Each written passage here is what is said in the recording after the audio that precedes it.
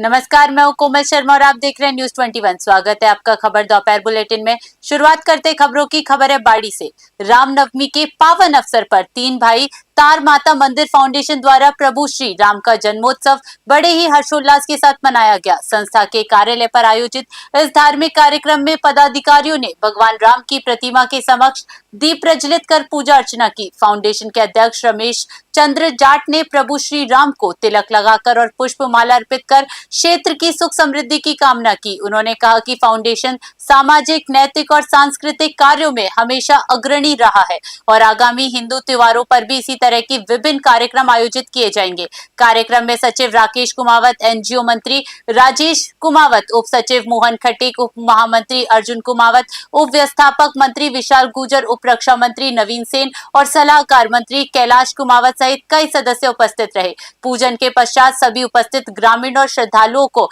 प्रसाद वितरण किया गया। बाड़ी से ब्यूरो रिपोर्ट। राजस्थान विश्वविद्यालय के हिंदी विभाग स्थित दादू अध्ययन प्रकोष्ठ के तत्वाधान में आगामी 28 और 29 मार्च 2026 को 2 दिवसीय राष्ट्रीय संगोष्ठी का आयोजन किया जाएगा। इस संगोष्ठी का मुख्य विषय दादूपंथी साहित्य चिंतन के विविध आयाम रखा गया है, जिसमें देश भर के प्रख्यात विद्वान, विषय विशेषज्ञ और शोधार्थी शिरकत करेंगे। संगोष्ठी में संत दादू दयाल की वाणी, सामाजिक समरसता, जोग जागरण और आधुनिक संदर्भों में मानवीय मूल्यों की प्रासंगिकता पर शोध पत्र प्रस्तुत किए जाएंगे। दादूवाणी में नैतिक मूल्य, निर्गुण साहित्य, शिल्प सौंदर्य, संत रजब और संत सुंदरदास का साहित्य एवं स्त्री चेतना जैसे विषयों पर विस्तार से चर्चा होगी। सह संरक्षक स्वामी राम सुखदास महाराज ने बताया कि ये संगोष्ठी दादूपंथी साहित्य की गहराई को समझने और समकालीन समाज में उसकी उपयोगिता को रेखांकित करने का एक महत्वपूर्ण मंच साबित होगी। जयपुर से जयपाल की खास रिपोर्ट।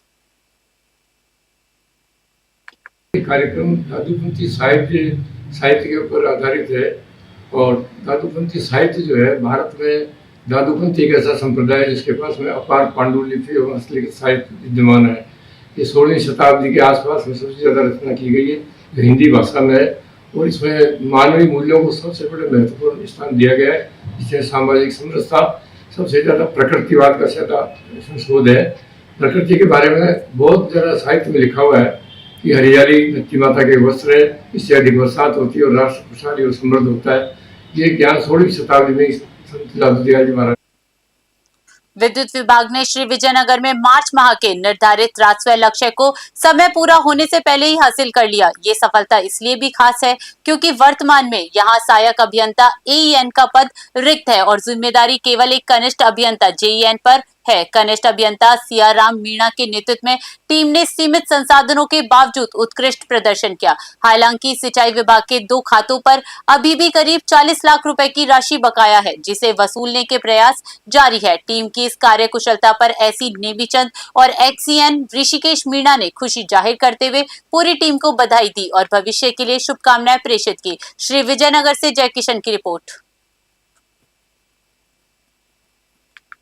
पाकिस्तान की ओर से की जा रही ड्रोन से हेरोइन तस्करी की बड़ी वारदात को फेल कर दिया गया है। पुलिस सूत्रों के अनुसार श्रीकरणपुर थाना एरिया में पाकिस्तान बॉर्डर से सटे गांव एक एक्स में बॉर्डर पर बीएसएफ ने ड्रोन की गतिविधि को डिटेक्ट किया है। इससे ये आशंका पक्की हो गई थी कि इस एरिया में हेरोइन तस्करी होने वाली थी। बीएसएफ तथा पुलिस ने सूचना मिलते ही तत्काल नाकाबंदी शुरू कर दी। नाकाबंदी को देख तस्करों द्वारा प्लान बदला गया और ड्रॉपिंग रावला क्षेत्र के गांव 2 में कार्रवाई गई।